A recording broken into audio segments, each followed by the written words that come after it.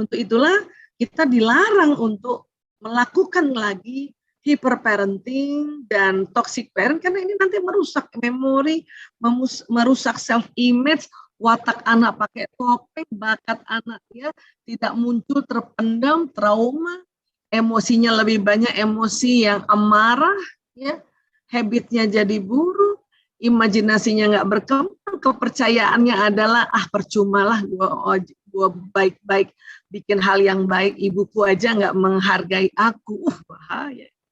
Intuisinya terkandas, maka hidupnya kasihan. Dia pas jadi orang tua juga nggak ngerti apa, walaupun alhamdulillah sudah mulai ada taklim, sudah mulai ada parenting, tapi baru di sini kan. Maka ini perlu ditata ulang istilahnya, ditata ulang, reprogramming subconscious mind, ya. Jadi kalau pada saat anak-anak ya di dalam rahim ibu, ya ini terjadi perkembangan otak yang luar biasa. Usia 9 bulan, bentuk dan fungsi otak sudah semakin sempurna dan koneksi sel saraf semakin bertambah banyak dengan adanya stimulasi dari ibunya. Jadi pada saat kita hamil itu apa yang kita ucapkan, si ibu ucapkan, apa yang dilihat, apa yang didengar, itu di otak anak sudah terjadi sambungan sel saraf, sambungan koneksi. Kayak apa sih sel saraf itu, Bu Aisyah? Kayak gini bentuknya, ini namanya neuron, satu neuron. Dan mulai dari rahim itu terbentuk 100 miliar neuron. Satu neuron kerjanya kayak satu komputer yang tercanggih di zamannya. Atau satu laptop yang tercanggih. Jadi di otak manusia ini sejak di dalam rahim itu pas keluar nih jadi bayi, ada 100 miliar komputer di otak ya setiap anak. Bentuknya kayak kabel-kabel, Bu Aisyah. Iya. Ini katakan ini laptop ya, ini kabelnya, ini yang dipasang di stop kontak. Ini aja stop kontaknya udah banyak, kita aja cuma 2 gitu ya. Ini apa, Bu Aisyah? Ini yang kabel-kabel di pinggiran laptop itu. Kalau ya teman-teman sahabat-sahabat sedang duduk di depannya laptop tuh ada potensi untuk tersambung kabel. Laptop saja paling cuma 5 sampai 10. Otak manusia satu ini bisa 20.000 sambungannya. Allahu Akbar. Lagi 100 miliar ya. Kemudian nanti dia akan tersambung-sambung. Kalau apa? Kalau melihat sesuatu, mendengarkan sesuatu, merasakan sesuatu, menghidu atau merasakan di permukaan kulit. Sehingga kita waktu sejak kecil ya, dalam rahim ibu kita, apa yang ibu lihat, ibu dengar itu otak kita udah tersambung kayak gitu. Bentuk memori. Itulah kita diminta pada saat hamil lebih banyak baca hal-hal kebaikan. Buat kita keluarga muslim diingatkan untuk baca Quran, baca Quran, baca Quran. Ya, nah, pas lahir jangan salah, walaupun si anak bayi belum bisa bicara, mata, telinganya udah nangkep apa yang diarahkan, diajarkan oleh bapak ibunya. Gitu. Ya, itu sudah jalannya. Besar lagi udah jadi anak kecil tadi, itu tadi ya dimarahin lah, dipermalukan lah apa. Terjadi sambungan memori di otak ini. Sehingga kalau kita lihat ilustrasinya kurang lebih kayak gini sambungannya. Ada loncatan-loncatan listrik yang buat sambungan di otak manusia ini. Waktu kecil lebih kuat lagi sambungannya karena apa? Karena otaknya masih fresh. Masih fresh, belum ada memori lain, belum ngurusin macam-macam. Ya, belum ngurusin listrik, belum ngurusin pekerjaan-pekerjaan lain, belum waduh ya.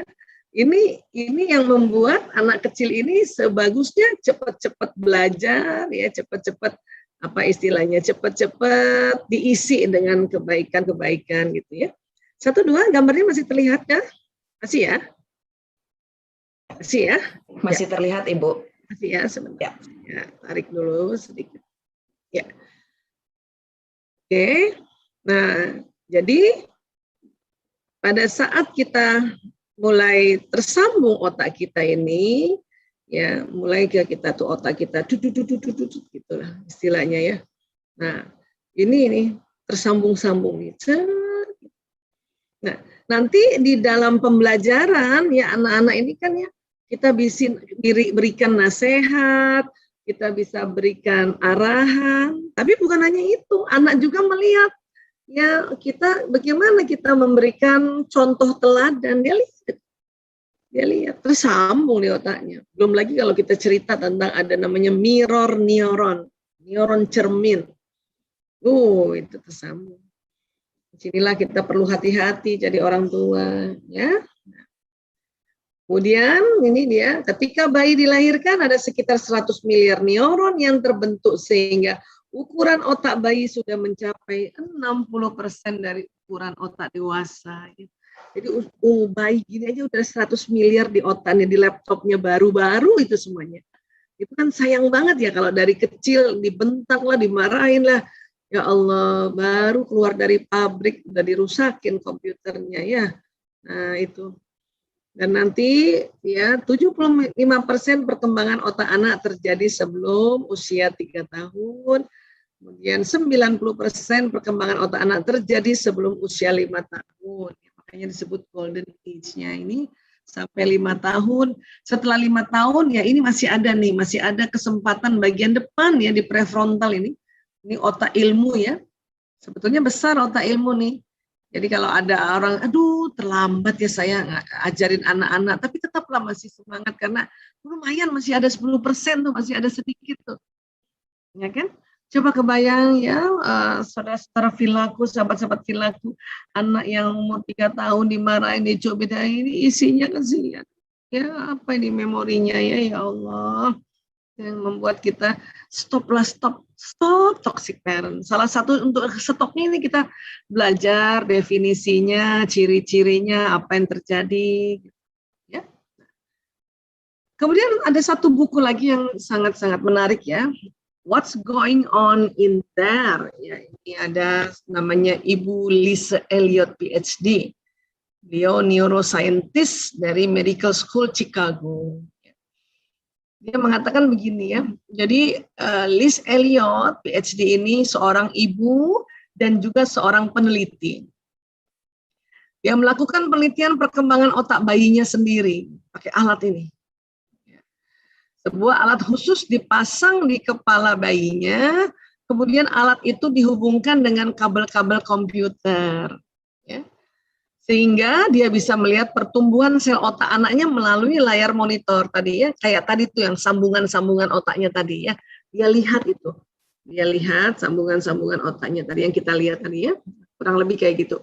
Nah kemudian ketika bayinya bangun, dia memberikan ASI, ketika sang bayi minum ASI, ya kurang satu ya, minum ASI, ya apa yang terjadi, dia melihat gambar-gambar ya sel otak itu membentuk gambaran yang indah. Bagus katanya.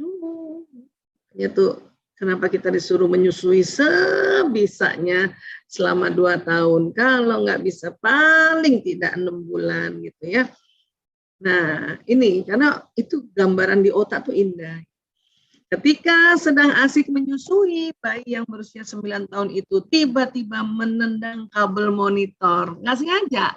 Si ibu juga nggak sengaja kaget. Ibunya teriak, no! Gitu. Teriak, kaget. Namanya juga kaget ya. Ya Allah.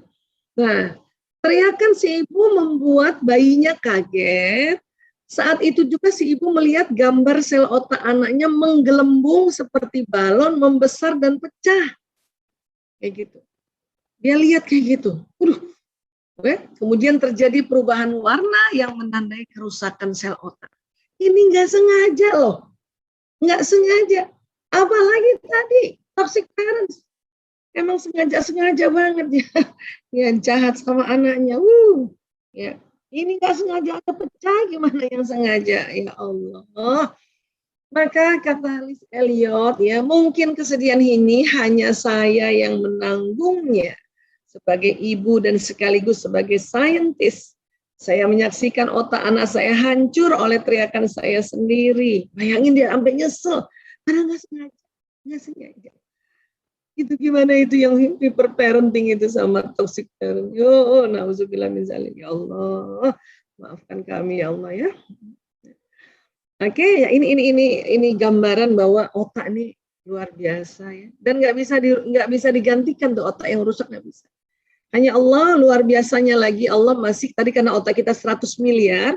Oke lah, ada yang angus beberapa, tapi kalau kita nanti bisa untuk memberikan makna baru di sel otak itu, ya katakanlah ini ada sel otak nih ya, kan si ibunya misalnya nggak sengaja gitu ya, nggak sengaja mukul atau ada yang sengaja, terus itu gimana dong Bu Aisyah?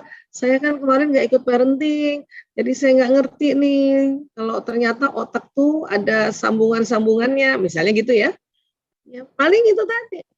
Otak yang bagian tersambung tadi ini nih, misalnya kita marahin anak, mau ini udah angus-angus aja, ini gelembung-gelembung aja nggak bisa diapa-apain.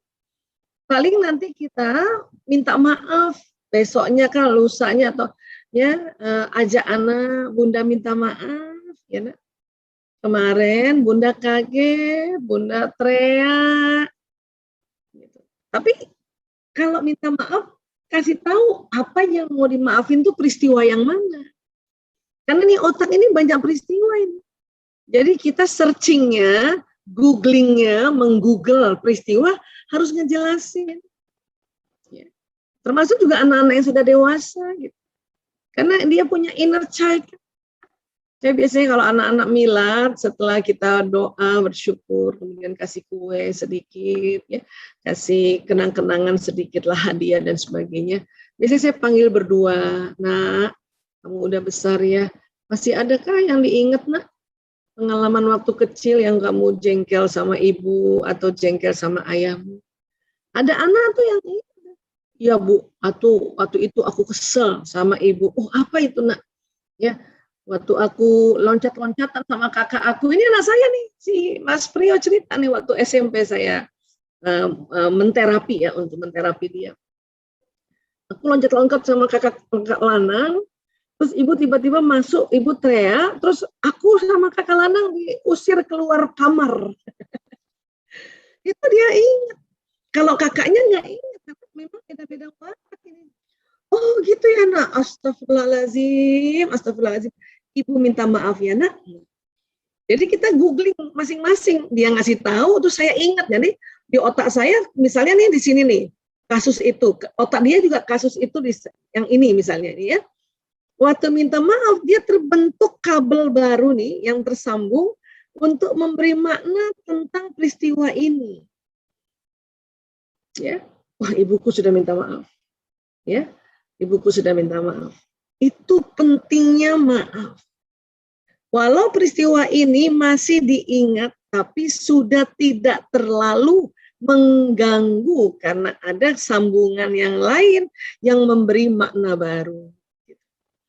Nanti ada tambahan sambungan lagi, nanti di anak saya mungkin dia sekolah, dia dengar bahwa oh bukan aku saja yang begini ya, ibu-ibu orang lain juga kalau anaknya loncat-loncat, ibunya marah, teriak, ibunya dia belajar.